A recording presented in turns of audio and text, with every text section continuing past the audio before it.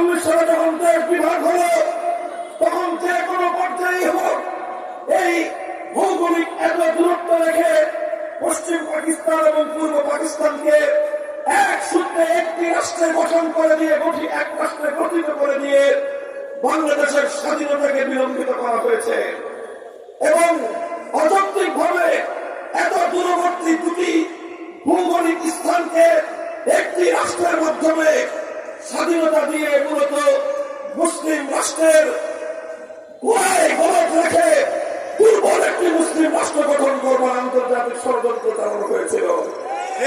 1947 সালে লাহোর প্রস্তাবের ভিত্তিতে বাংলাদেশ স্বাধীনতা লাভ করত 24 বছরের জন্য বাংলাদেশকে পশ্চিম পাকিস্তানিদের দাসত্ব এবং তাদের অধীনস্থ স্বীকার করা লাগতো না। এভাবে 1947 সালে আমাদের অর্জনকে ফসল করে তুলবার ক্ষেত্রে ষড়যন্ত্রের মধ্য দিয়ে এ জাতিকে বঞ্চিত করা হয়েছে। একইভাবে 1971 সালে 1947 থেকে 71 পর্যন্ত দীর্ঘ 24 বছর বঞ্চনার বিরুদ্ধে, বৈষম্যের বিরুদ্ধে, পশ্চিম পাকিস্তানি খান পাঠানদের আধিপত্যবাদের বিরুদ্ধে বাংলাদেশের মানুষ লড়াই করেছে। ছিল বৈষম্যের বিরুদ্ধে, ইনসাফের লড়াই। কোনদিন ধর্মনিরপেক্ষ নামক কুফরি মতবাদের কথা কোনদিন উচ্চারিত হয়নি। 47 সাল থেকে 71-এর 16 ডিসেম্বর পর্যন্ত কখনো কোন নেতা নেত্রীদেরকে, কোন রাজনৈতিক দলকে বাংলার মানুষের সামনে ধর্মনিরপেক্ষ মতবাদের স্লোগান তুলতে দেখা যায়নি।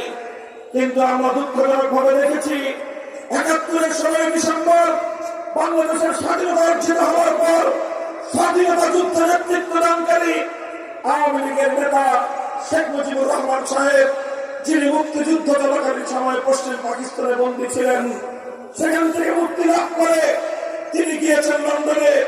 লন্ডন থেকে তিনি সোজা স্বাধীন বাংলাদেশে না এসে তিনি আগে গেলেন নয়াদিল্লিতে ভারতের কাছে বোঝাপড়া করতে।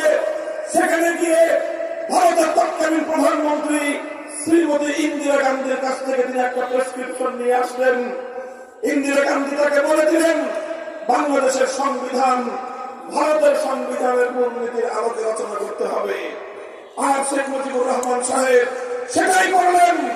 বাংলাদেশে এসে 72 সালে একটা সংবিধান তৈরি করলেন, যেই সংবিধানের মূলনীতিগুলো জাতীয়তাবাদ, ধর্মনিরপেক্ষতাবাদ, গণতন্ত্র, সমাজতন্ত্র নামক 4 মূলনীতি ভারতের সংবিধান থেকে বাংলাদেশে আমদানি করে 72 সালেই সদ্য স্বাধীন বাংলাদেশকে ভারত মাতার চালক দলে বলি দেওয়ার ব্যবস্থা করেছেন।